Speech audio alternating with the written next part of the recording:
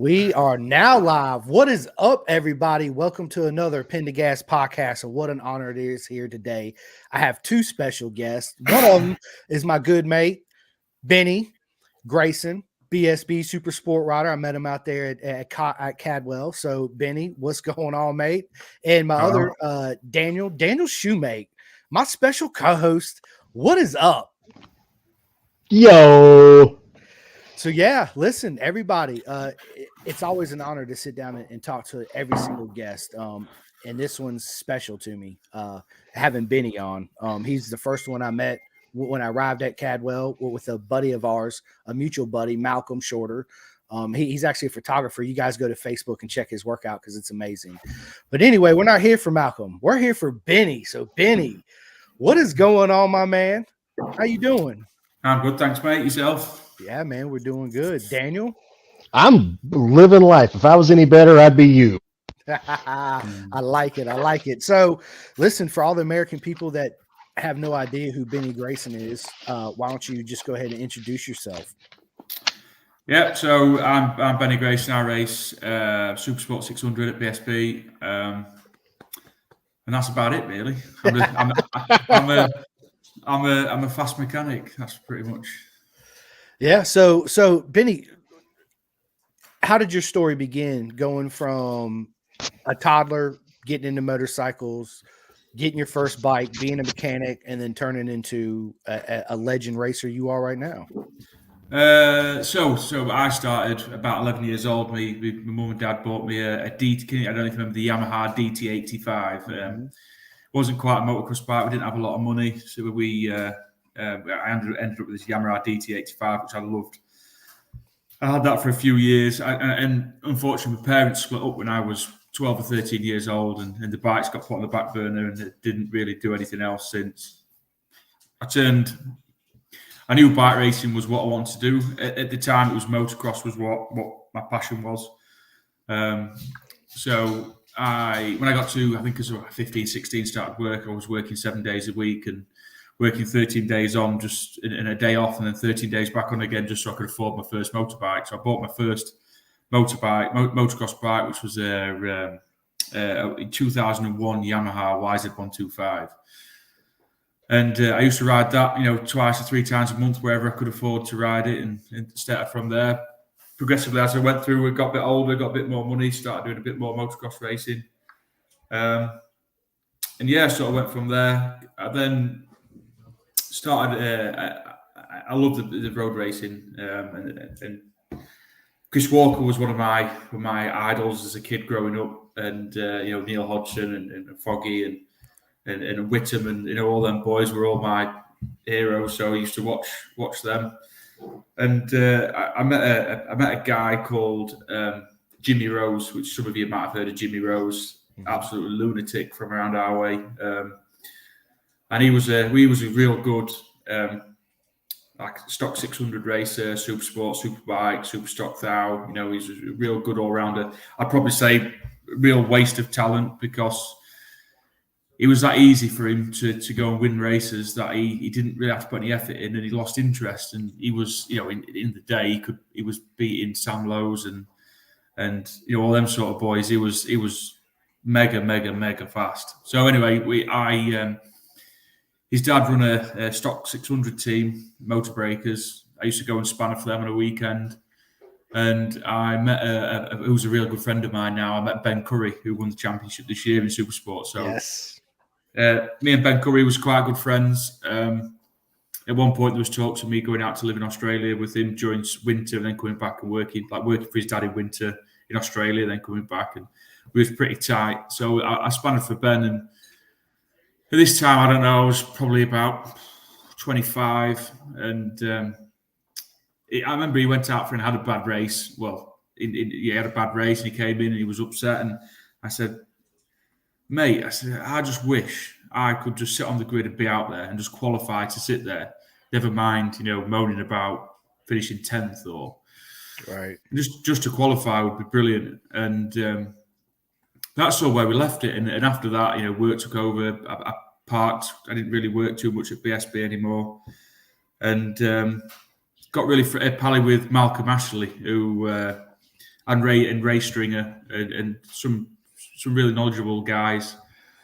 And Malcolm Ashley rang me up, and he had moved out to Bulgaria, Budapest. He was living in Budapest, and he'd been building ZX10s for people, and he was running them at the Hungaroring.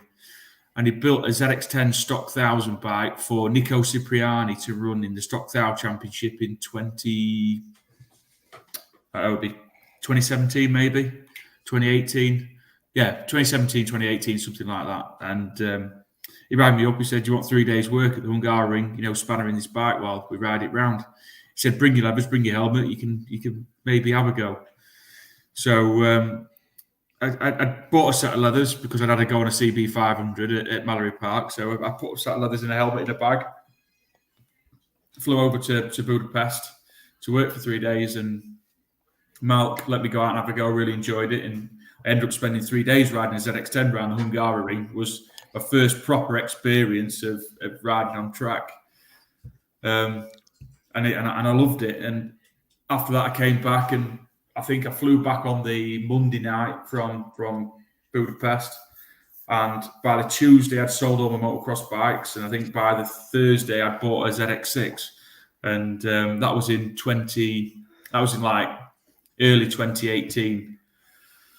So then I went and did a couple of track days and did my ACU license, and I did 4 rounds of the novice 600 championship in 18. In 19.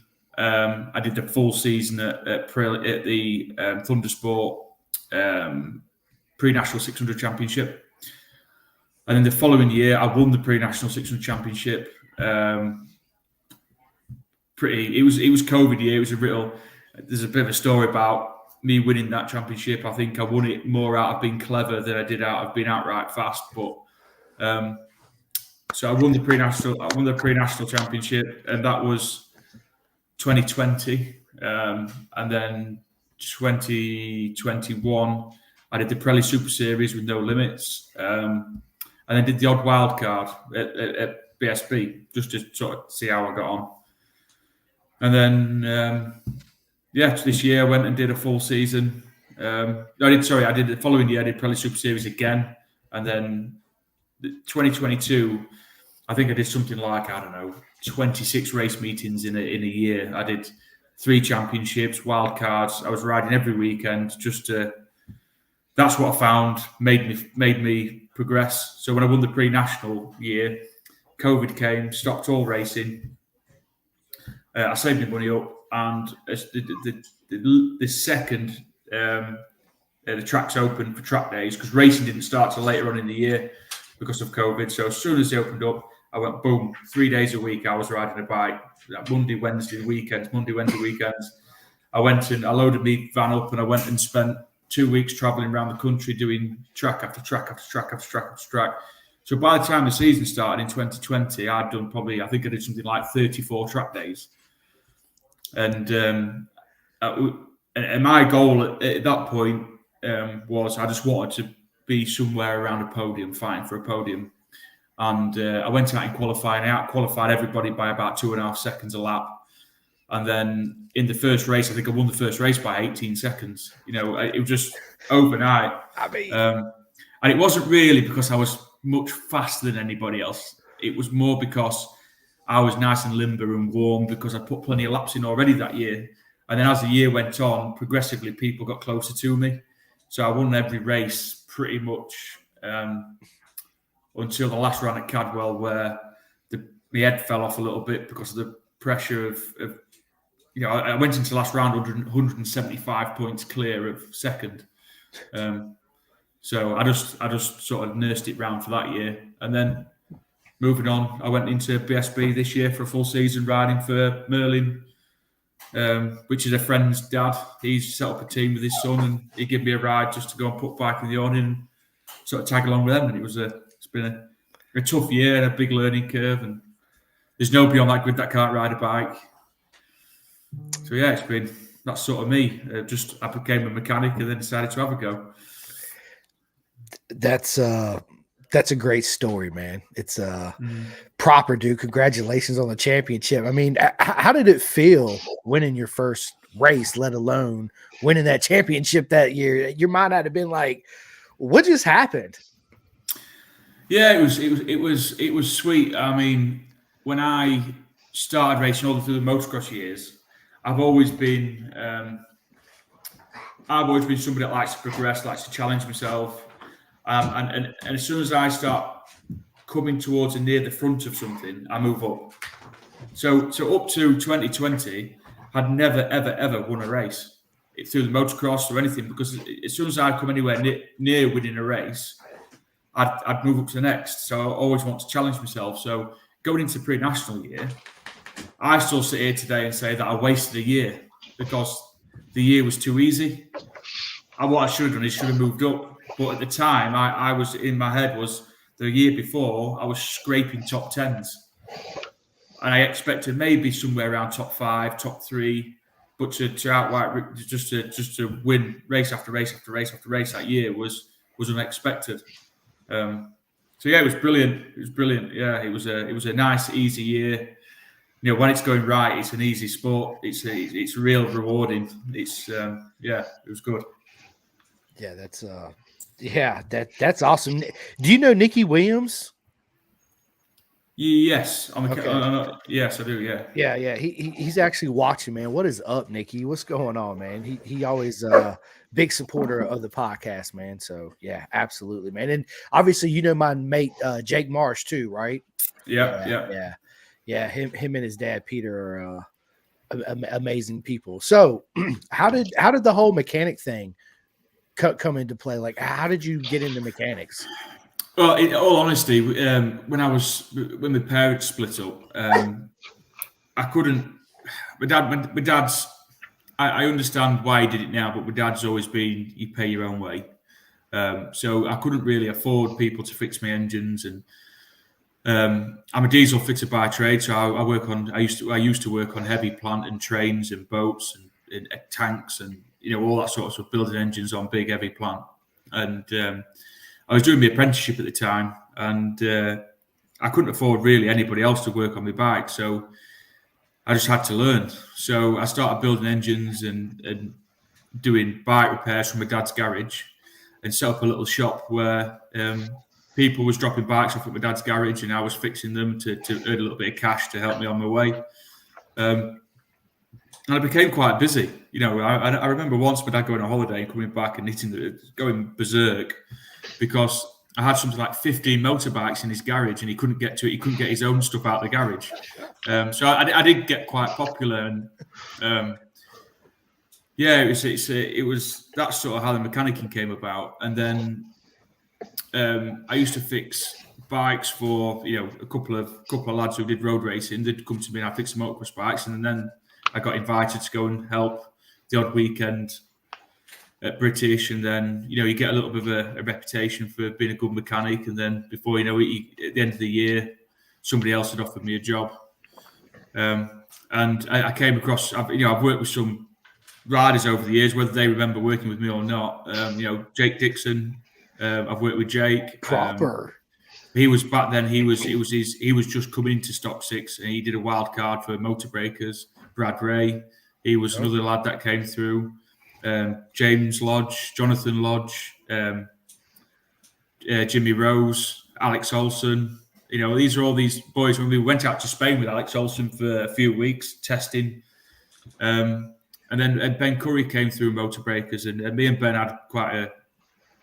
He was just a young kid then, from Australia, didn't know much. In a clattered up, he had a battered old caravan and a Peugeot 206 towing it, and oh God, 206 towing a camper. Yeah. No, that's awesome. Yeah. So me and Ben had a good and his wife now. So she was there. So I've known Ben and his wife for probably 10 years now, and his dad Dean as well. So this year was nice that all them years trying to get Ben to where he wanted to be and supporting Ben, to be my first year in BSB is the year that Ben finally wins a championship was quite sweet, kind of full circle, right? Yeah, definitely. Yeah, man, that's awesome. Yeah, I actually met Ben because a good mate of mine, Dave Neal, you know Dave Neal, right? The Off Track podcast, Dave Neal. Yeah. Yeah. Obviously, It looks a bit like Johnny Bravo. Dude, don't he? That's Yeah. awesome, man. I love it, dude. Johnny Bravo. I'm gonna tell him. Be like, bro, that's good stuff, Johnny Bravo. Mama warned me about girls like you. I hope she's Yeah, right. Yeah, right. I hope she's right. That's good stuff. Yeah, I love it. Yeah, man. So I had a chat with Ben Curry, and I met his wife. Good lad, man. Great. He was leading the championship at Cadwell, wasn't he? Yes. Yes. I think he'd just going to lead them, maybe. Yeah. Yeah, because I know it wasn't either. It was either right after or right before he actually. Yeah. Right. But I think at that point he'd not won a race yet. When he first went into champion, he'd not won a race all year. And then I think he'd had a few seconds. Ben, he's always been second, and he had second, real consistent. And obviously he had Stapleford and Stapleford and the Gearling boys, Tom Booth Amos, and they was all crashing into each other, knocking each other off. And hey, Tom Booth Amos decided he wanted to try and be Evel Knievel at Knock Hill. Holy cow! Yeah. I just watched that race again. I was like, I forgot about that. Like, he got that line really wrong. Well, as you go up the hill, there's the blind chicane. There's real aggressive curbs on the inside, and if you're not careful, you don't see the curb until you're going to hit it. It's oh God, it's real I was blind. going to ask you about that track, but we'll circle back around to that. But yeah, Amos decided he Dukes a Hazard that thing. Like, that was bad. I tell you what, Ben, just this year, I think he's just shown his experience. If I'm honest, he just plugged away at it, kept calm, just kept on chipping away. But I tell you what, as soon as they got that Ducati right, off he was. He was gone. He was gone. Yeah, but I think that a lot of that was to do with how there was balancing the bikes. So there was the Ducati was new this year. The J6R 750 was new this year. The Triumph 765 was new this year, and all through the year there was altering the amount of throttle restriction. So I think Ben ended up on something like 77% throttle. I know Irwin maybe had a little bit more, and you could see through the year, as they started getting the Ducati right, and as I started strangling the Suzuki a little bit to slow it down, you could see that Irwin was having to ride the Suzuki really hard to get anywhere near the front. And Ben's bike, I think, being Ducati, where the power it made the power, I think it sort of suited it. And I was talking to Ben at Thruxton, and he said, the actual throttle restriction, I think they took 3% off him at Thruxton, and he said it actually made him faster, because what it did was at Thruxton, it's all about not spinning the rear tyre. And taking the throttle position meant he could snap the throttle back, and it was just right, not for spinning the rear tyre. And it meant that it kept his tyre life and made him fast. So, he's done well this year, and I'm really happy for him. Yeah, me too. He's big congratulations. Nobody deserves it more, especially for those injuries he come back from, right? All the struggles that a lot of people don't know about, especially Americans, right? That's why I tell everybody that BSB is my favorite race organization. It's not because of Ben Curry. It's because you guys don't, the Superbikes don't have no rider aids, right? It's not a PlayStation. It's down to the old school proper. This is your traction control, right? So the Kawasaki 636 I rode this year doesn't even have a blipper. We're still all mechanical blipping. Dude, and everybody, you just heard it. That's why I love BSB, man. It's old school proper racing. But one thing that we Americans do in our race in Moto America better than anybody else, MotoGP, World Superbike, BSB, everybody, is that we have an open paddock. So, like, example at Cadwell, right? Like, people can meet everybody because the riders actually got to physically go across the track, right? So if you stand right there, they have to come that way. So you're going to meet them, right? Where in Moto America, Ben, you pay your $80 or whatever it is for the weekend, your parking pass, and it's open shop. You can walk up to anybody, talk to any mechanic, any rider, and I think that's wonderful for the sport, right? Because I think it attracts more people, because everybody that shows up, like, I want to meet Benny Grayson. Like, that's one of the reasons why I'm coming to watch this, but I want to meet Benny, right? This is one of my goals going to the race. Fans want to meet their heroes, right? And the people that they look up to, right? And when you show up to a race and you don't get that opportunity, right? You're less inclined, in my opinion, to go back the following year when you can just sit at home with your mates, drink some pints or whatever, and just have a good old time at home and not have to spend the travel money or whatever, right?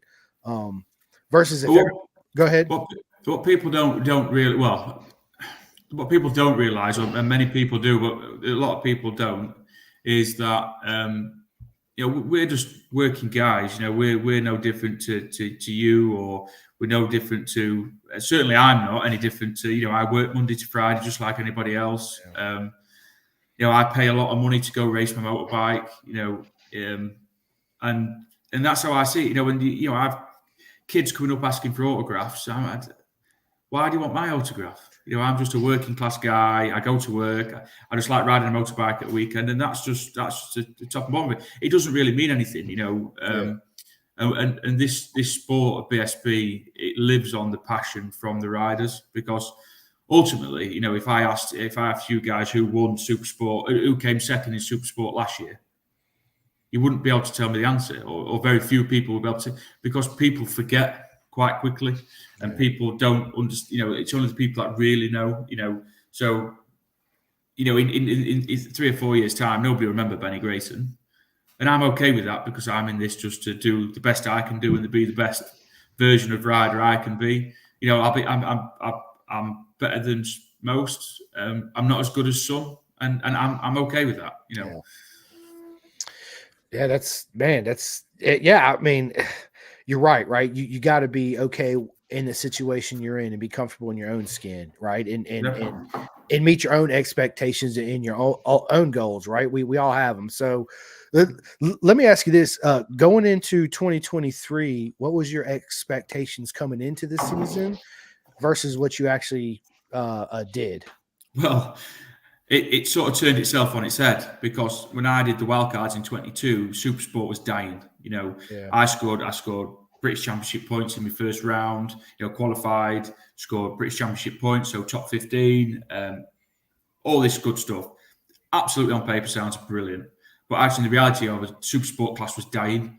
And then I signed up to do the British Supersport in 2023. So I thought, right, if I can regularly get points and then score points, I've done it already. I can score points, and then the British Championship decided to bring in this next generation of Supersport bikes, and I think it had something to do with some of the clubs in over here shut down. So Thundersport GB, which was a key player in the club racing scene, shut down.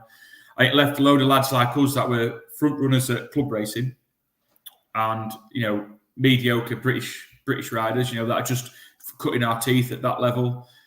It sort of left us nowhere to go, and a lot of people went to the British paddock, and then all of a sudden it went from British Supersport having 20 riders on the grid to all of a sudden some rounds 50 riders turn up trying to qualify for 40 spots. So it made the championship from a relatively dying championship to this oversubscribed, competitive, axe murderers class to call it. And it was good for the sport, but what it did, it sort of made expectations that I wanted to achieve a lot harder than I thought it was going to be. So my expectations going into the year was to score some score points, which I did in the end. Towards the end of the year, I got back to scoring points, which was good after a tough start. But I haven't really got an expectation. My expectation is, as long as every round, every time I go to a racetrack, I go faster than I went the last time there, I'll keep on going, because I'm a big believer in, if you keep on putting one step in front of each other, you'll get somewhere at the end. Yeah. And I think when you start racing so late in your age, as I did at 27, started racing, it's really hard to start comparing yourself to some of the younger guys that have been at it, 10 years before you. So I'm happy with what I'm doing. I think I had a podium in the Supersport Cup. I scored 3 British Championship points, but really the season was a really bad start. So we went to the Motec Electronics. I don't know if you know anything about Motec Electronics, but we had to go to the M130 Motec Electronics for the rules. I had CD8 Superbike in my corner, doing my data and stuff. And because my budget's small, I've got a partner, 3 kids. I work for a living, and Motec's £10,000 plus VAT. Yeah. So you're talking £16,000 to buy the kit. So I managed to find a second-hand kit for a Kawasaki, relatively cheap off a friend. And I put it on the bike, and it ran okay for a round. And then all of a sudden, I had some real weird electronic problems going on. And every round, it'd either blow a sensor or blow a regulator or do a stator or a generator or coil sticks. And strange things was going on. And I had some really knowledgeable guys. I had Motec looking at it, and everybody was scratching their head, and people was guessing what we thought was wrong with it. And this went on until probably Knockhill. In fact, no, it was after Knockhill. It was Snetterton, and at Snetterton, and I said enough's enough. It was getting me to the point where I was ready for just packing in. I was spending all this money. I was getting nowhere. I think I finished 1 race or 2 races up to that point all year. Yeah, and it actually transpired to be the loom that had been made wasn't a genuine Motec loom. It was so it was an aftermarket loom that somebody had made. And the wires in the loom, the main power wires, were too narrow. And what it was doing at full RPM, it was acting like a resistor and not letting the current to the dash and the ECU. And it was because of that, the dash then does crazy things like he has compensation maps and altering dwell times and things because of the voltage difference. And it was blowing things up. And after that was fine. I went back to Kit Electronics, which basically plug and play, and then the season started for me. So the season didn't really start for me until probably Snetterton halfway through the year. So I'd fought with it until then. But then after that, I owe a lot of thanks to one of my best friends, Joss, who's my mechanic, because without him, I'd have packed up. I'd have packed everything up and got home. He kept the morale going, kept talking to me, and so we got going again then, and we did relatively okay after that. We started, we was just missing out on Q2 by tenths, nearly every round, and it was like we was really making progress. Then we got to Alton Park and had a third, and we had that third, and it was night and day. So at the beginning of the year, we was fighting a bike that didn't want to play ball, and then towards the end of the year, we had a podium in the Supersport Cup, and we scored some British Championship points, and then all of a sudden you're right in the mix of it. That was so ultimately the goal was just to finish the year to start with, right? And then as the year went on, we started just moving our goals about to just get a bit better. Yeah, I think you had for the trials you have, because that's also part of racing, right? That's everybody goes to it. All the riders, all the teams. There's always, Daniel's gone through it. I've gone through it. It's always something, right? When nothing's ever perfect. We all know that, right? It's very rare if it is, and even then, there's something else something's wrong somewhere. So I didn't get a chance to go to COTA this year for Moto America, but the team that I crew with did a motor and ECU swap Friday night. Saturday realized it's a CBR 1000 SP1. They put an SP2 motor in it and had the same problems Guy Martin was having, and the transmission's a bag of neutrals, and swapped the motor back in Saturday night for Sunday. And I was just like, oh my God, I'm sitting there talking to him like, you guys are nuts. I understand why we're doing it, but man, this is a lot of work. Yeah. Actually, at Thruxton, so my mechanic Joss, he's got a little lad called Seth. So I met Joss. I teach mini motos to kids on a Sunday morning. That's awesome. I enjoy it. My daughter showed a bit of an interest, so I went up and I met the guy. She was riding around, and the guy who run the place sort of knew of me, and he asked if I'd start doing some teaching. So I started doing some tuition, and I met Joss, who is my mechanic. His lad had leukemia, and he was quite lucky. So at 4 years old, I think he was given something like a 95% mortality rate. He had a 5% no. chance of living. No. God. And so they went through a real tough time with little Seth, and thankfully he went through a load of treatment. And I'm not going into the treatment because I don't fully understand it, but he's come out the other side, and he's good. I think he's just turned 8. He's still having some treatment, but he's 8 years old. He's doing mini moto and he's riding really well at the minute. And awesome. But what that means is sometimes he can fall ill on a race weekend, and Josh has to go. And the rule is with Josh, because Josh is committed to my racing, which I really appreciate. But the rule is that I would fall out with him if I ever found out that he didn't go home to his lad if he was poorly. So at Thruxton, Josh had to go, and the same weekend I blew 2 engines up. So no, I had no mechanic, and I was riding, blew an engine up, back to the garage, and then the leathers would be off, and tools would come out, and I had to swap an engine, and then it was horrendous. I was rider, I was a mechanic, I was everything, and I was just a one-man band that weekend. I was in the team, but Dave looks after Zach, my teammate, and Josh looks after me. But I can't put it all on Dave. Dave was helpful, and he helped here and there where he could. But ultimately down to me, so that was a hard one. But yeah, I bet. Yeah, you got through it, right? I mean, you got through it. I mean, that's part of it too, man. So, Benny, your expectations going into 2024, and you're on a new motorcycle, not a Kawasaki anymore, correct? Yeah, I'm on an R6 now. I've just been over to Portugal testing that for 3 days. I say testing very loosely. I think there was a bit more drinking than testing, but as it should be in the off season. Yeah. It was good. So I'm on the Yamaha. The Yamaha's a nice bike. Chassis wise, brilliant. A lot different to the Kawasaki. Not as fast, and a little bit more expensive to run by all accounts. But I like it. So going into next year, I'm just going to do the same again. I'm going to do the first couple of rounds, see where we are. It could be a real difficult start to the season. It's a bit uncertain with all the class changes at BSB. Yeah. There's little Daisy there. Look, the little mini motor racer. Hi, Daisy. That's awesome. Everyone's a little bit uncertain on grid sizes for one. 50 this year, and stock 6 going. There's some real fast stock 6 boys there. So guys like me that are just breaking in, it could make it real tough for us again. Which you have to be a realist and know exactly where you are. Yeah.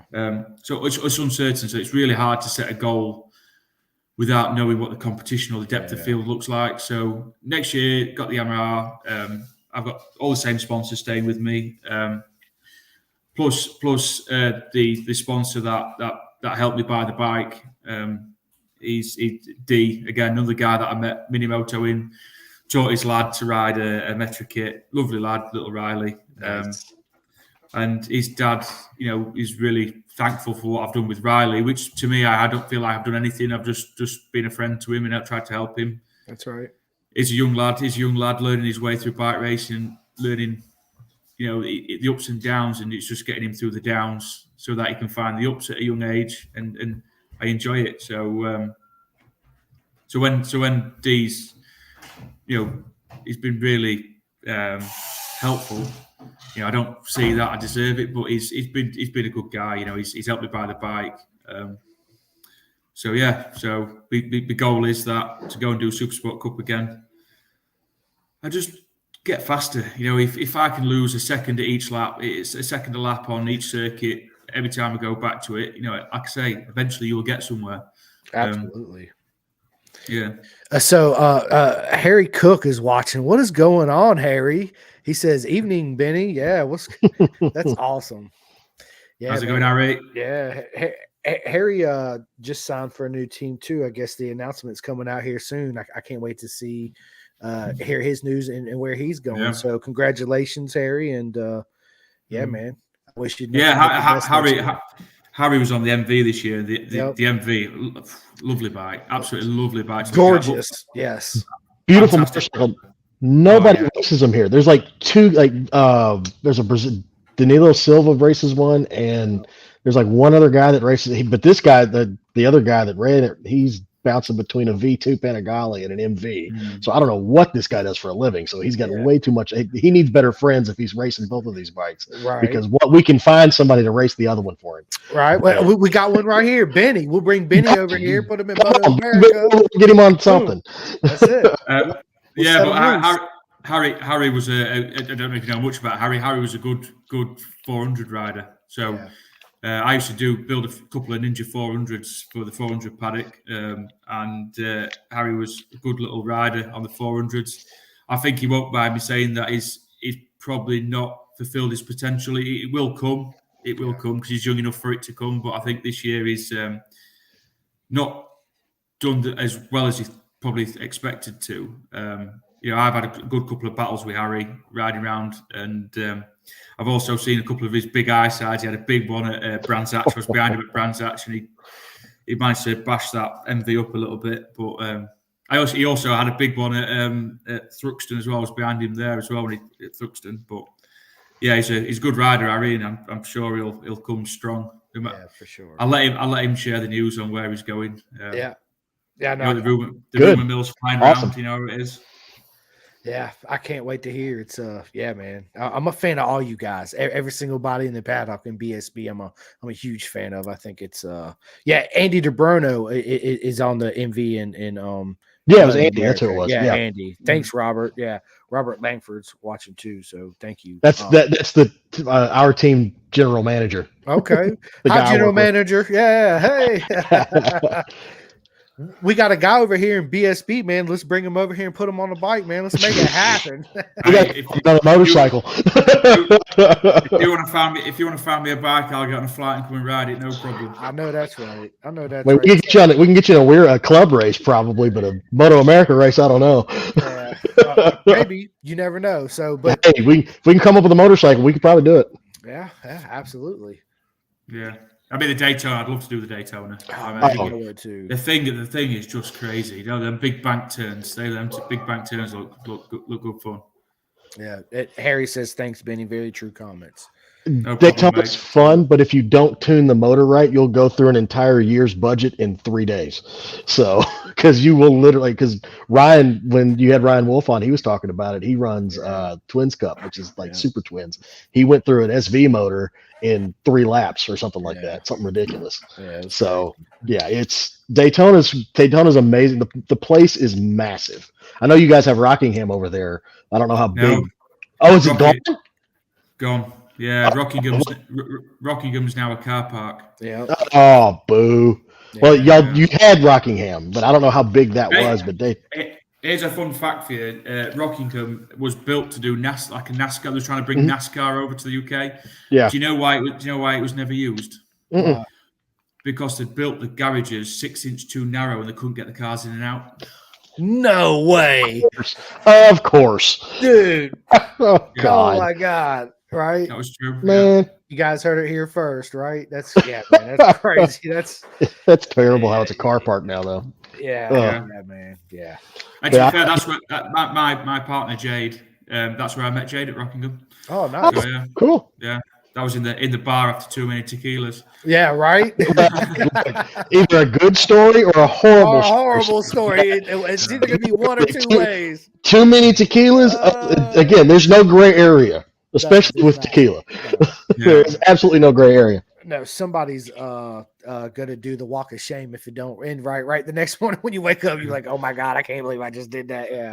Yeah, I got you. But yeah, so Benny, it's funny because I met my wife on a blind date.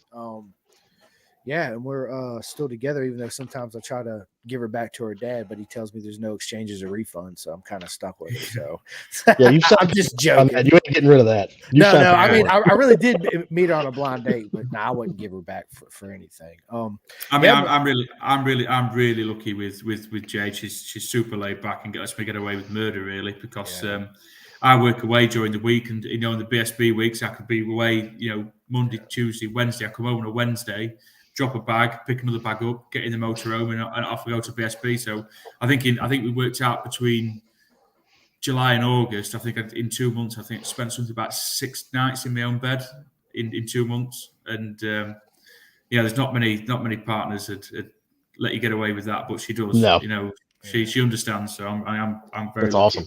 Good for you. Yeah. I mean, behind every good man, it is a good woman, right? You got to have that foundation. I mean, listen, my wife fully supports the podcast and doing what I'm doing. I mean, there's times where she's like, dude, get off the phone, right? And that was the biggest hurdle for me, man, was trying to, because I was so excited, right? I'm like, dude, I get to talk to him, and I'm gonna do a video chat with him and set up this podcast. I'm such a fan of the sport, Benny, that when I get to sit down and talk to you, even though we had a bad connection at the hotel and all, dude, that makes my day. That's when I wake up in the morning and I know I got a video chat with somebody.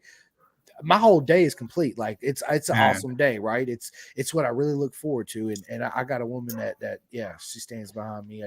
Sometimes it's hard for me to give them both the same attention, if you know what I mean, right? So but it's amazing. So Benny, dude, 2024 BSB, I can't wait. Riding the R6 versus the Kawasaki, what was the major thing you noticed right off the bat? Right off the bat, the chassis. The front end is much more planted, and I'm quite little. I mean, you've met me. I'm quite short, and what I find with Kawasaki, I've got quite a short torso, so the tank on the Kawasaki is quite tall, and I struggle getting tucked in on the Kawasaki because I can't physically get over the tank. Where on the Yamaha, you're riding along and the tank's on your chin, and it just I feel much more seated and much more comfortable on the Yamaha from the off, So I do feel a lot more comfortable. It's a lot narrower. The chassis is really good. It gives plenty of feedback. The downside to the Yamaha, it's a lot slower than the Kawasaki, noticeably slower. I think people. I've always had a reputation for having fast bikes, and when you go winning races at club level, it was always speculated I was cheating, which I wasn't. Right. But the ZX6 this year I had was like 140. I think we saw 147 on a dyno, but that was with a lot of ram air. That's a lot. Yeah, that's a lot for ZX6. Yeah. On the BSB dyno, we showed like 141, 140. So it's quite a solid fast bike, and it would move, and it was always he's always somewhere in the speed traps quite well. The downside to it was that the front end with a Kawasaki, when you go fast on a Kawasaki, I always find it feels fast because the thing's moving, it's chattering, and we tried all sorts. I've got some good friends who know how to set bikes up and go soft on the Kawasaki. And I tried going soft, and then you talk to other people who are going hard. And I'll be honest, I got lost with it. I didn't know what to do next to find that next step. And then the chance of this Yamaha came up. And the Yamaha, the good thing about the Yamaha was because I'm a mechanical person and I do a lot of the mechanics myself, and what I do is I think about things too much. So when I'm putting springs in, I get lost because I start thinking about how it's going to react and what's going to change and I time myself in not sometimes trying to think about it too much. So buying the Yamaha, I bought it off Tom Fisher, who ran Sam Laffins and Asher Durham this year. He owns the GS Kawasaki team. He rides a Yamaha at club, and he had this brand new Yamaha sat there. And I took it out to Mallory Park on a track day, and I didn't know what springs he had in it, and I didn't care, if I'm honest. And I was just sort of, I'll ride it and see how we get on. And that's sort of what I've done. I've just rid it, and then I rode it at Mallory Park, felt really good. I thought, you know what, I'm just going to race this at the last round at Brands Hatch. So I parked the Kawasaki up in the garage because the bike's mine, so I just parked up in the garage, pulled the Yamaha out, went to Brands Hatch and went, it's one of them, if I qualify, I qualify. If I don't, I've got a valid excuse because it's a bike that I've never ridden anything else but a Kawasaki. It's a completely new bike. So we went out and I think it was about half a second slower than I was with the Kawasaki the year before. Bearing in mind it's 20 brake horsepower slower. And we qualified and I rode round, and saw your mate Jake Marsh throw himself to the moon. And yeah, I just read round and I wasn't risking anything because the bike for next year I didn't want to go cartwheeling it, and so it was iffy conditions all weekend. So I just rode round, get as much data, and we say data. It's not even data. That's a lie. It's just, right. You just go around and get a feel for the bike, and just it was coming off a Kawasaki. So my first bike was a Kawasaki. And I've had a ZX6R. Is the only bike I've ever raced until this Yamaha. So it was like a big step change for me. I had no spare parts. I had no gearing. I was buying things at the track, trying to get the gearing right. But yeah, I enjoyed it. Just rid the Yamaha. So Yamaha next year. Got a few bits to do to over winter to make it a little bit faster and get it right. But looking forward to it. I actually look forward to riding the Yamaha. Whereas Kawasaki was a bit like it was a bit of a pig to ride. Right. And so a lot of Americans don't know neither. Like in the 600 Supersport class, they actually have another class called the GP2 class, right? Yep. And you guys race together. And so, from my understanding too, the GP2 class is going to go on next year too, correct? Yeah, it is. Yeah. I mean, it's a good idea, and it hasn't really taken off like I think they expected it to. I think the idea was that as the production 600 market declined, which it is doing, that's why they've had to use 750s and 899s and all the other stuff. Same here. They expected the GP2 class to sort of take off, but I think the problem with the GP2 class is because the chassis are race chassis, there's a lot of race linkages and yokes, and I think there's not enough people that know how to set up a GP2 bike. Yeah. I mean, I think again, Jodie Fieldhouse, I think has felt guilty. I know Jodie. Yep. I think she's felt guilty to that. I think she would have gone much better if she was on a production bike with a like an R6 or a. But she decided to go down the FTR route. I think it was an FTR. Yeah, I think so. I think you're right. Yeah. So she rid the FTR, and I'll be honest, she has a really good team around her dad and everybody, and they do some, when she blew it up, and it set on fire, and nobody expected. They got it out the next day, and that's great. They've got a real committed team, but the knowledge in setting up them sort of bikes is different to setting up a stock production bike. A production chassis is much easier to set up than one of them. So I think that's some of it. I think people are very nervous. I think Jake's probably done the best idea, and his dad with getting a 765 Triumph and putting a set of GP2 fairings on it. And I don't know what the rules are in GP2. I haven't really read into it. I'm not sure how they can get away with that, but they have done, and fair play to them. Yeah. But there's a few people that have done it. I mean, Luke Wallington did it as well with a 765 Triumph and just put some GP2 and ran it in the GP2. But yeah, it's a good class. I mean, the engineering, I love the engineering, and I think it's a shame to put fairings on them GP2s. I know, they're beautiful. Beautiful, yeah. So speaking of that, I met Jodie and walked up to her pit, and because the first thing I noticed when I walked by, I was like, man, because I like pink, right? I was like, well, that's a cool bike, right? And then all the fairings were off. I just seen the gas tank. That's the first thing I noticed, and dude, the chassis on that thing I was like, dude, that's not a production bike chassis right there. That is a prototype chassis, right? And then Jodie comes out, and I put two to two together. Of course, it's my first time there. I've never heard of some of the guys and girls, right? And introduced myself to Jodie, and actually, she's actually going to come on the podcast. Her and Lizzie Whitmore. I'm gonna get Lizzie on too. So. Yeah, man, it's proper stuff right there. Yeah, but listen, Ben, let's do this. Let's get away from the motorcycles. I want to know what Ben likes to do away from all this, right? Like, favorite book? Do you read any books? I do read books. I'm a bit of a sado. So I'm actually currently reading Graham Hill's two-stroke tuning book. It's a I don't know if you've read it. He was a go-kart tuner, and basically put all his life work into a book. So I'm a bit sad. I read stuff like that. I've read Leathered as well by Hopkins. That was a brilliant book. It was wild. Dude, right? Dude, yeah. I mean, I ran into John right before he went to Europe when he was racing AMA, and just hi, I'm a fan. I'm a corner marshal. I'm walking around like, oh, wow, that's Hopkins. Hi, I'm a fan. Click, whatever, and walk off. I had absolutely zero idea about anything that guy was doing. Yeah, right. I knew he was almost a factory Yamaha, like Kawasaki motocrosser, but wow. Yeah.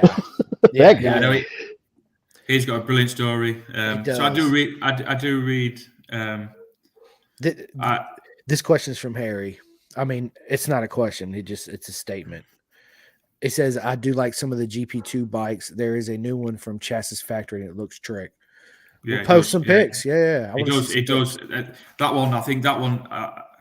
And this one's from Robert. It says, hey, Ben, what about Nervara for 2024?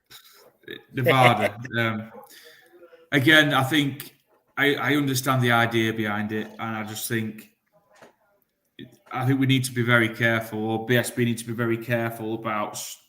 They've made a lot of changes in quite short succession, getting rid of some of the classes, and they're now going to Nevada. They're going to end up pricing out your average guys. The have-a-go heroes like us. They're going to end up pricing us out, and I think it'll be a sad day when that happens. Me too, man. I think yes, I think I'm going to go to Nevada. I've just got to work out logistics, and it depends if the team's going. If the team's not going, that throws a sort of spanner in the works. But I would like to go. Yeah, definitely. Favorite movie? Le Mans '66. Dude, that was a great movie, dude. Yes. Yeah. Yes, it is. Yes, for real. So, celebrity crush, Ben. Oh, I don't know.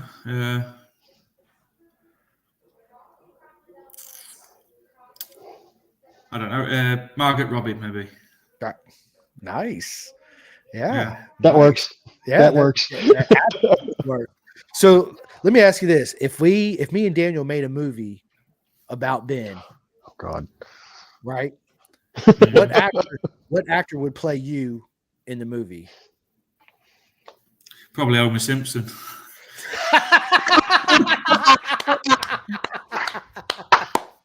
Oh, that's good. I heard from that. And Mark, nice to meet you guys. Enjoy your podcast.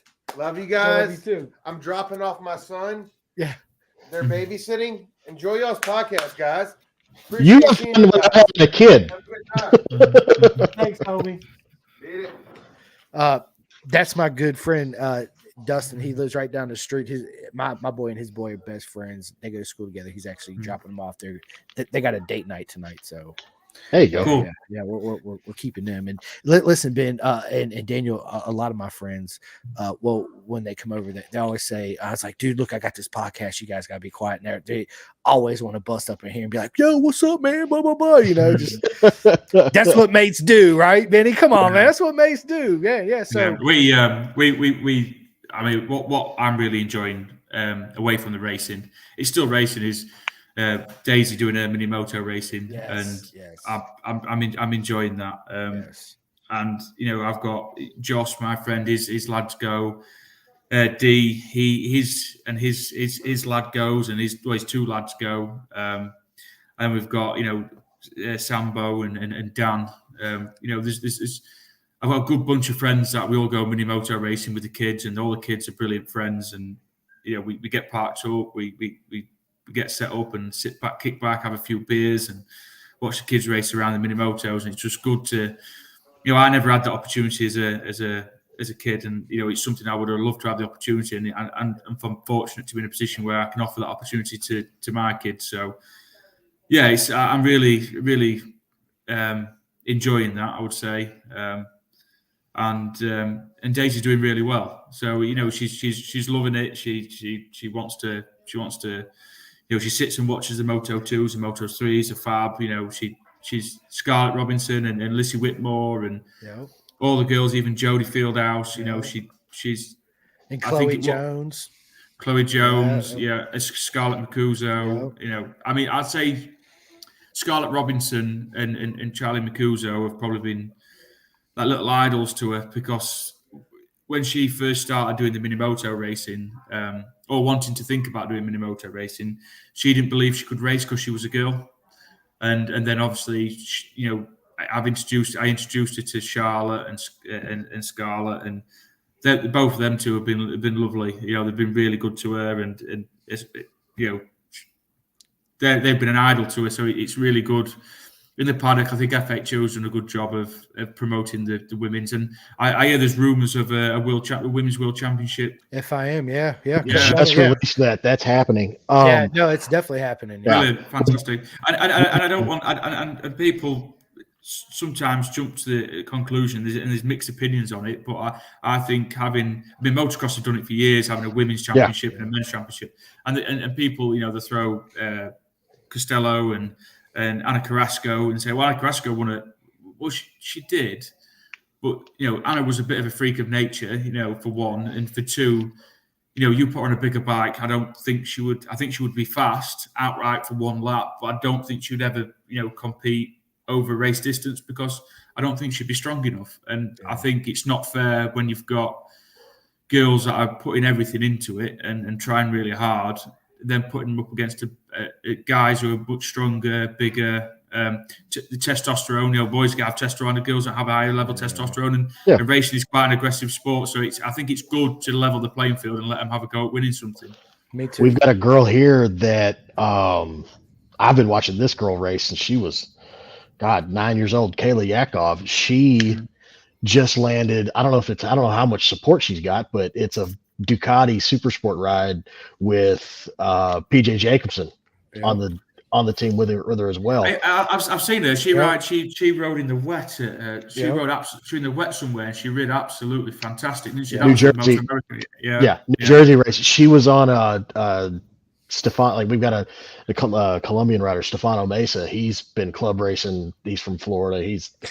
The guy's ridiculous on anything, but he jumped onto the BMW Superbike when Cameron Beaubier got hurt, so that left his ZX6 open. So she jumped on that bike and did really, really well. And now she got picked up by Bobby Rahal, which is a big American racer who's raced Formula One and won Indy cars and all that. Yeah. So they've got all of the connections with Olins and everything else through that, but they've put her on the V2. So it's like look her up on YouTube and everything else. She is really fast, real fast. She ran an R7 in Twins Cup, Super Twins last year and was really quick, quick. That's another girl she can watch.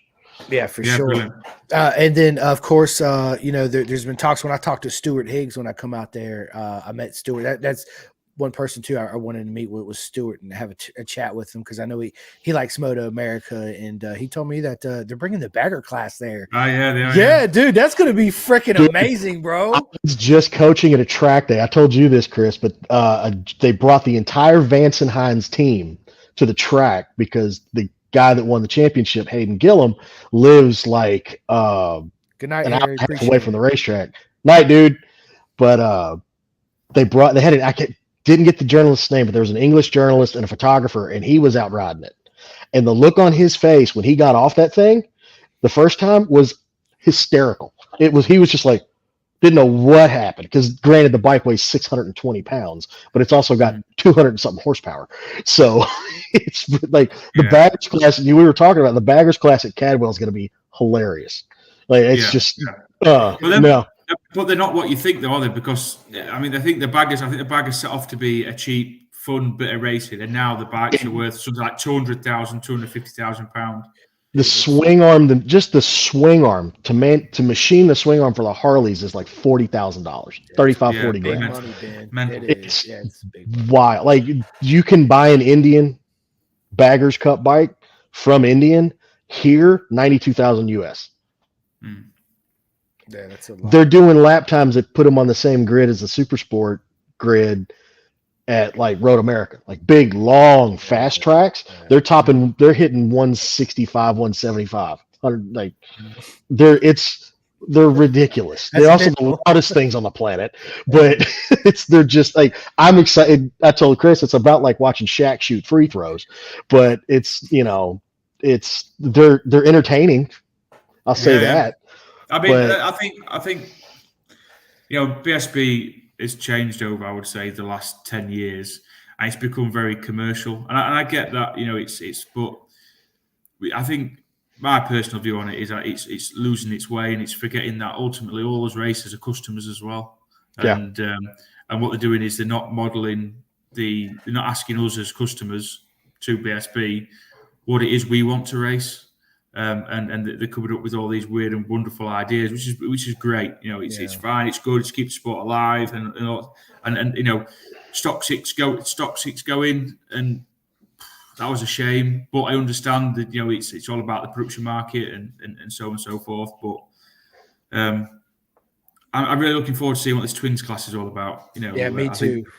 That we started, like the Twins Cup started here in 2018. Yeah. That has been usually through the weekend. That's usually been the highest sign up to try and make the grid. Yeah. Like, because depending on the racetrack, we'll either have like anywhere from 36 to 39 on the grid at the start, where you'll have 55 people trying to make the grid. So, and and the Rocco Landers, the top kid last year, one of the top 3, he was doing lap times at Road Atlanta that would have put him on the grid for stock 1,000 on an Aprilia RS 660. It's the class itself is wonderful. We'll see. Didn't they do a horsepower limit? It's like 95 horsepower or something like that. Yeah. So you got the Aprilia 660, which I think is making like 105 horsepower. Ish. And then I think you've got the R7, which I think makes something like 70 or 80. Yeah, something like that. 72. Stock. Yes. Okay. Stock for stock 72, but you can. The Yamaha, once you get up in the higher power ranges, it halfway turns into a hand grenade. Yeah. Like the first year, a really good friend of mine, Chris Parrish, he won the championship in 2018, the first year on an SV650. So he was pushing 86 horsepower with that bike. Yeah. Jumped in the Yamaha the next year, and that thing was pushing 90s, like mid to upper 90s, and he spun a rod bearing coming on a front straight. He didn't have any of that problem with an SV. So it's putting the glass ceiling in helps, especially for the tuning. And that class, have you seen the cost? Have you seen the cost of the R7? That proposing $35,000 to build a race competitive R7. Yeah, $35,000. Mm-hmm. That's retarded. Yeah, I mean, you go from stock 6 was you could buy a bike and go and ride. It was $12,000. Yeah. Now, what would we do to make it cheaper? Well, you have to buy a more expensive bike, which doesn't add up. But yeah. Well, shoot, dude, Benny out here in our junior cup, dude, they got $20,000 in a full on junior cup bike. Yeah, which is insane money, dude. We're talking about 400. It's like, what are you kidding me right now? What's the prize money over there though? What's your? That's the funniest thing you've said all night.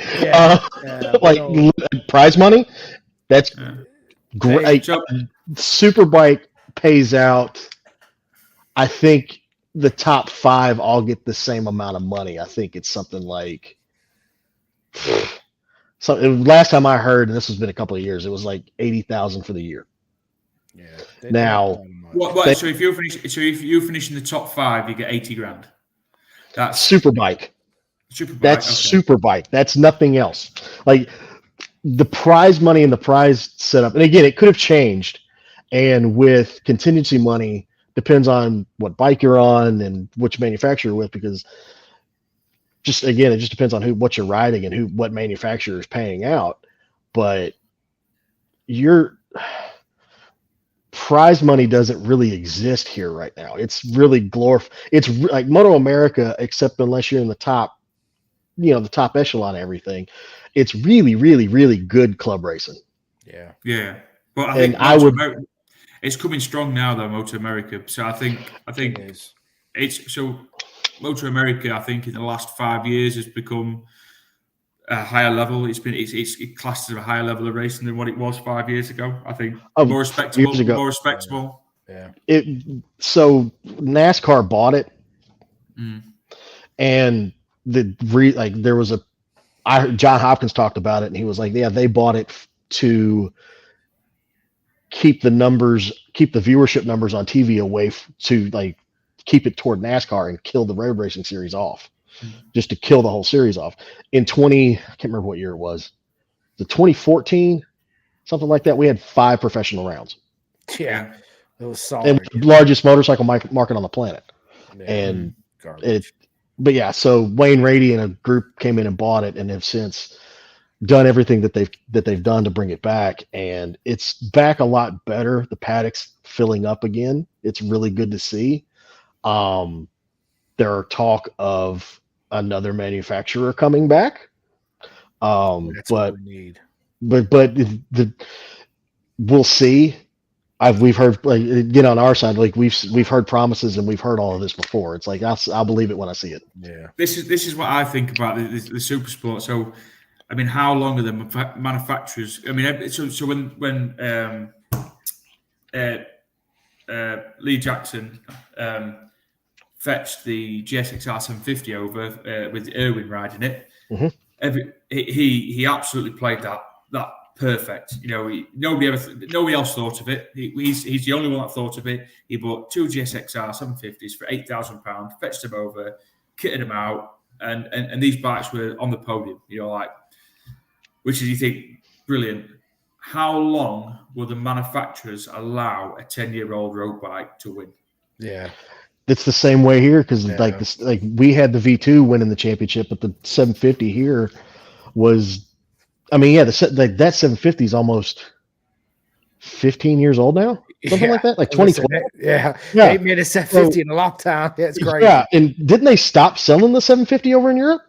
Yeah. Yeah. I thought they did. So it's so Mal. That's yeah. I know Mal Cashley has a lot to do with it in America near Daytona. I think he's building the. I don't know if, I'm not 100% sure what is the relationship between with Jackson and Mal, but I know Mal builds a good bike. He's a good mechanic. I know. I've just seen he's been over there racing at Daytona, and he's built another 750, I believe. So I only saw what on Facebook, but I think the shipping over the Suzuki's from America to the UK. And I know that when we was doing the 400s, the Ninja 400s, we were shipping over the ECUs from America and putting the ECUs onto our 400s because in America your emissions laws are slightly different to ours. So the ECU on our 400s, as the bike got hotter, it had a temperature compensation map, and basically as the bike got hotter, it increased the fuel ratio. So it put more fuel in to reduce the temperature of the burn in the cylinder, in turn losing horsepower over. So over a race, if the bike got hot, you'd lose horsepower. Whereas we put an American ECU in, its compensation map was much more lean than the UK was. So it had maintained the brake horsepower for. It was actually, I think it was a little bit more brake horsepower, but it was sustainable brake horsepower. Yeah, throughout the whole thing. Yeah, so Robert Langford says MA total purse for all classes, including Superbike Cup, is 1.8 mil. Manufacturers are 4.6 mil total payouts possible. And that's for, I guess. That's probably across all classes. Yeah. Mm. I mean, Super Sport this year, I think it was £800 a win. A race win was £800, but the championship win was nothing. I'm gonna have to. I'm gonna do math here.